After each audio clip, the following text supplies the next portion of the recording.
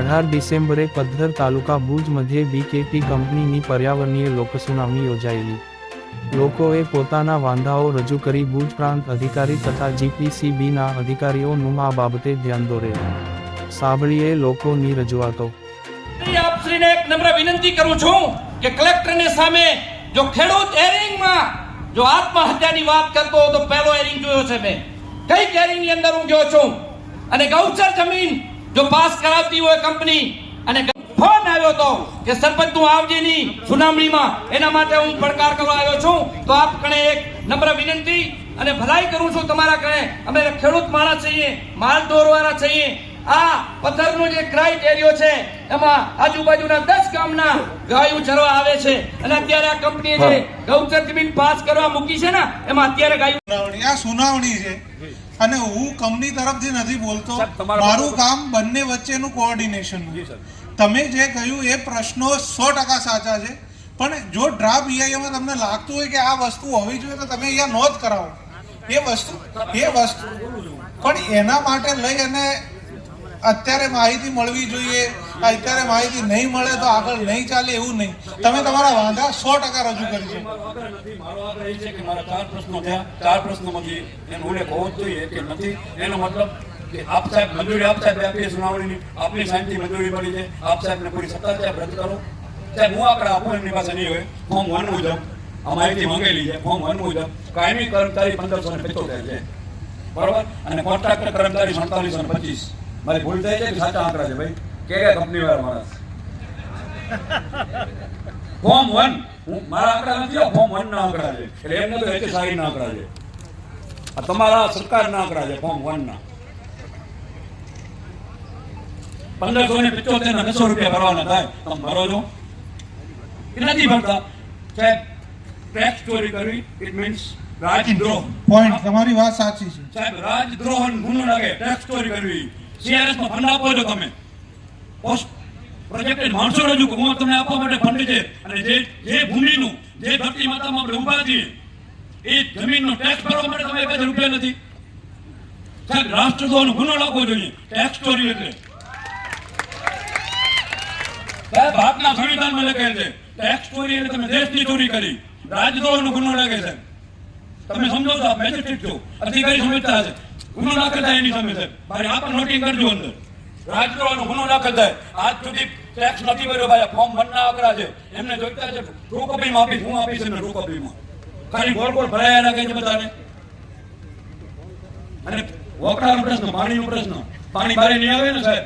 વરસાદી પાણી આવશે સાહેબ, 16 થી 20 ઇંચ વરસાદ આવે કચ્છમાં. એટલે સોનાની 100% ઓફિશિયલી શબ્દ 100% વરસાદ થાય. છેલ્લા 10 વર્ષના આંકડા સરકારી વેબસાઇટ ઉપર કચ્છમાં 110 થી કરી અને 180% સુધી વરસાદ પડ્યો છે. એ પાણી ક્યાં જશે?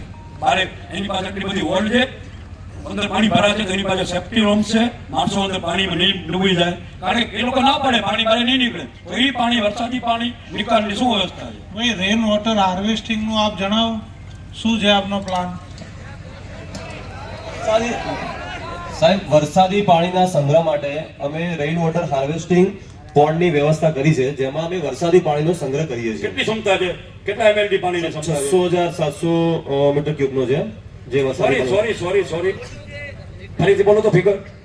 56,700 ક્યુબિક મીટર ક્યુબ કેટલો ક્ષમતા વાળો છે. કેટલો વિસ્તાર આવે ને એનો આપણે શું બનાવેલું છે? પોન્ડ બનાવેલું છે અંદર. પોન્ડ બનાવેલો છે. એનું ગૂગલ મેપ બતાવી શકશો? એ બધા વચ્ચે એ બતાવશો સાહેબ, તમે EIA બતાવો ને સાહેબ. સફળ માણસ છું, મને ગૂગલ ઉપર બતાવો. સાહેબ, EIA રિપોર્ટમાં ઉલ્લેખિત છે. નથી સાહેબ, EIA રિપોર્ટમાં સાહેબ ગુજરાતી વેરનો નથી સાહેબ, નથી. આ બતાવો ને સાહેબ. જ્યાં હોય ત્યાં પેજ નંબર સાથે આપો. આપો, નકશો બતાવો. અમે અમારી ગૂગલ બતાવે છે કે અહીંયા તમારું પાણીનું તળાવ છે તો બતાવો. હાર્વેસ્ટિંગ ડેટા છે તમારી પાસે. પેજ નંબર C13 માં એનો ઉલ્લેખ કરેલો છે. C13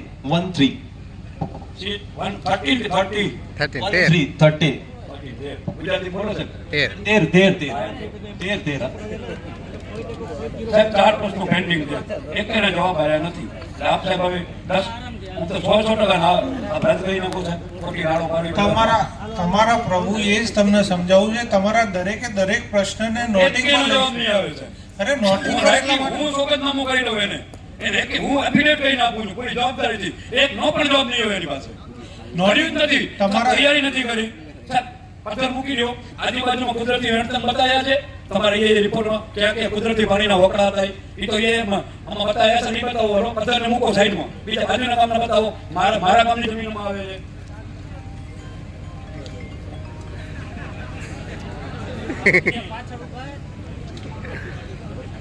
સાહેબ એક નોટિફિકેશન છે 2006 પર્યાવરણ લોક સુનાવણીમાં પ્રોજેક્ટને લગતી પ્રશ્નોની માહિતી આ લોક સુનાવણીમાં જ આપવી જોઈએ. સાહેબ છે કે નથી? તમને જીપીસીબી અધિકારી આપને પૂછું છું, એક્ટ શું છે એનું? એક્ટ શું છે એક્ટ લોક સુનાવણીનું? જો એવી માહિતી હોય કે ના હોય તો પછી પણ આપી શકે છે. લોક સુનાવણીમાં જ આપી એવું નથી. ધારો કે પ્રશ્ન હોય સાહેબ એનો જવાબ તો અમે પણ ફ્યુચર પ્લાનિંગ છે આપણો, બરોબર, મારી વાત તો ફ્યુચર પ્લાનિંગ માટે છે, એનો જવાબ તો હોય ને આના માટે આ કરશું, જે કુદરતી વરસાદ છે એના માટે શું સગવડ છે. તમે પ્રશ્ન એવો પૂછો છો, ના હોય તો પછીથી પણ લેખિતમાં આપણે આપવું જોઈએ. લોક સુનાવણીમાં સાહેબ 2006 નોટિફિકેશન નંબર આપું તમને, આપું નંબર છે મારી પાસે. બાપાજી તમે જાહેર કરો ને.